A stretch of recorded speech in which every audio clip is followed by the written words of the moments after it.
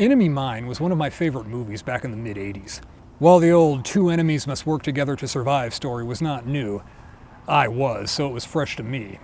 It was another decade or so before I read the 1979 story of the same title by Barry Longyear, and while the film still holds up today despite some dated visual effects, it does feel a bit forced in the third act, mostly because this is where it deviates from the source material.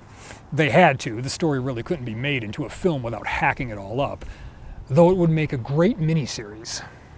In the film, we begin with Willis Davidge, a fighter pilot for a pan-human space force. Mankind has been expanding out into the cosmos and recently bumped into another expanding civilization, the Dracs. You guessed it, lizard people. Also hermaphrodites, that's important later.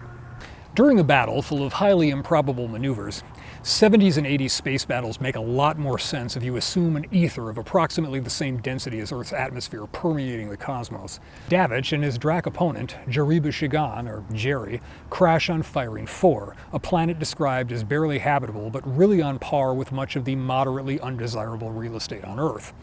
They initially try to kill each other, but in order to survive, they have to work together, and in time they become close friends. We've seen this basic story before. During their years on Firing 4, Davidge learns the Drac language. Jerry teaches him to read the Talmud, their primary philosophical text, and gives him the only copy on the planet. And most personally, Jerry teaches him the entire Jariba line, the ancestry, which Davidge learns to recite in Drac going back 200 generations. But Jerry becomes pregnant. Well, little Drac? Told you that hermaphrodite thing would become important.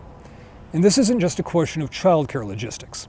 Family lineage is very important to Dracs. I could make a joke about lizard people and old money families. Point being, Jerry has to find a way to get off Firing 4 and back to Dracon to present the unborn child, Zamis, as the continuation of the Jariba lineage. But wouldn't you know it, Jerry dies in childbirth and Willis Davidge is saddled with taking care of the kid. He grows into the role of father figure while Zamis grows out of everything, and the two of them develop a strong cross-species familial bond. Around this point, they see a ship passing through the sky, landing somewhere in the distance, and it kindles hope of rescue. And here's where the two versions of the story deviate substantially. The movie is structured like a movie. It needs to turn into Act 3 with a crisis and spin the story toward a climax. It does this by having the ship be an illegal mining outfit run by humans that use captured Dracs as slave labor. Zamis runs off to find the ship and gets caught. Davidge gets shot and left for dead, and after being scooped up by a survey team, he recovers, shaves, steals a fighter, and goes to rescue young Zamis and kill the slavers. Good guys win, peace prevails, cut to matte painting shot of ceremony on Dracon, roll credits, good movie. But the original story goes a bit differently and is a much more interesting narrative. Davidge and Zamis spend the winter preparing for an expedition to find the ship that always lands in the same direction. They make boots and packs, they store provisions. They know it's a major undertaking and they prepare accordingly. But on the long hike, Davidge breaks his leg and Zamis continues on, hopefully to find help from whoever keeps flying ships over. When Davidge wakes up, he's in a medical facility. The war is over. Firing 4 is being surveyed by a joint human-Drac commission. But there isn't much he can do about it, so he goes back to Earth with his discharge papers in hand, and it's not much of a homecoming. He doesn't think like these people. He's no longer one of them. He has a bunch of back pay, and he gets a job translating manuscripts into Drac for export. It seemed that there was a craving among Dracs for westerns. Stick 'em up, Nagusat! No Geflaw man, sang, sang, the guns flashed, and another Kisload Shadsat bit the dust. But there's no fulfillment in it. He's just drifting through the world, haunted by guilt over his broken promise to take Zamis to Dracon. Then one day he shows up at the publisher he worked for as a translator with a manuscript, an English translation of the Drac Talmud. With the money, he buys himself passage to Dracon. It isn't just a matter of buying a ticket and getting on a flight, of course. The Accords, on paper, gave me the right to travel to the planet, but the Drac bureaucrats and their paperwork wizards had perfected the big stall long before the first humans step into space. This travel sequence might be my favorite part of the story. On the final leg of the trip, Davidge is the lone human on a ship full of Dracs.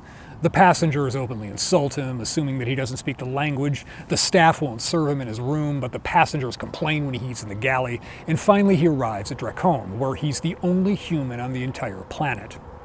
Gothig, Jerry's parent, thinks he's some kind of scam artist when he shows up at the estate, but Davidge manages to convince Gothig that he really knew Shigan by reciting the entire Jariba line. Which brings back to the fore the big question. Where the hell is Zamis? Drac society is very conservative in a lot of ways. They can recite their entire lineage. They don't get distracted by every new thing that comes along. And when dealing with a line that goes back hundreds of generations, the firstborn has a lot to live up to. One bad heir can destroy centuries of good reputation. Some paperwork and a little old money influence brings Davidge and Gothig through the maze of bureaucrats that think they know best to the institution where Zamis is being treated. You will find Jariba Zamis at this address, and you will curse the day I gave you this. Amongst the drooling, the babbling, and the insane Dracs housed there, they are led to Zamis, drugged and staring down at the ground. This creature, came to us professing a love, mind you, of humans. This is no small perversion, Jariba Gothig.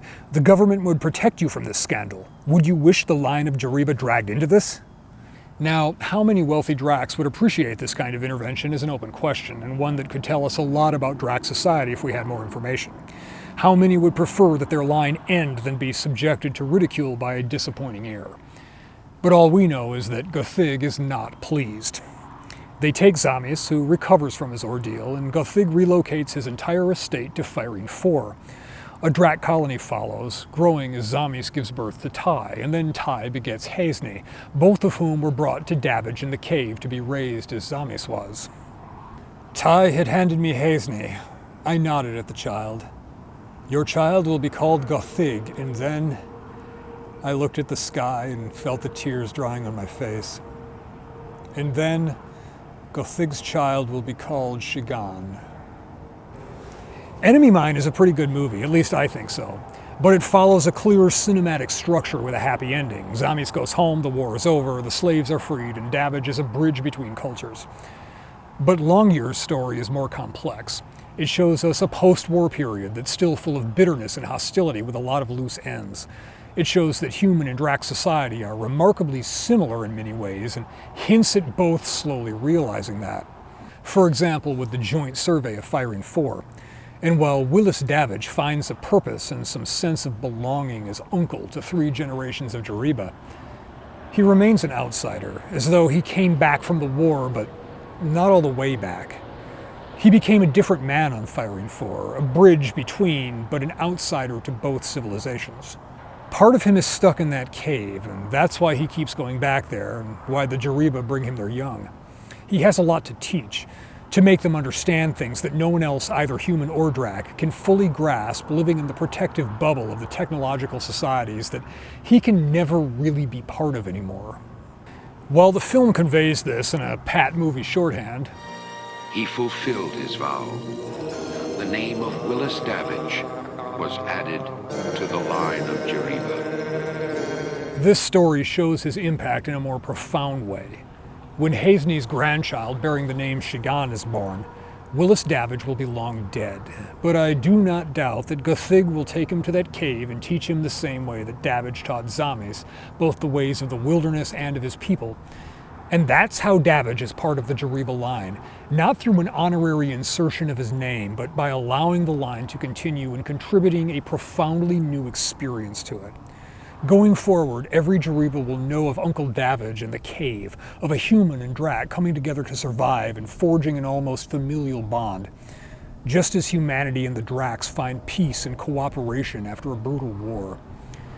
It's a story I'd like to see brought to the screen in its entirety. Speaking of Dracon, I'm almost finished rereading that, so that's coming.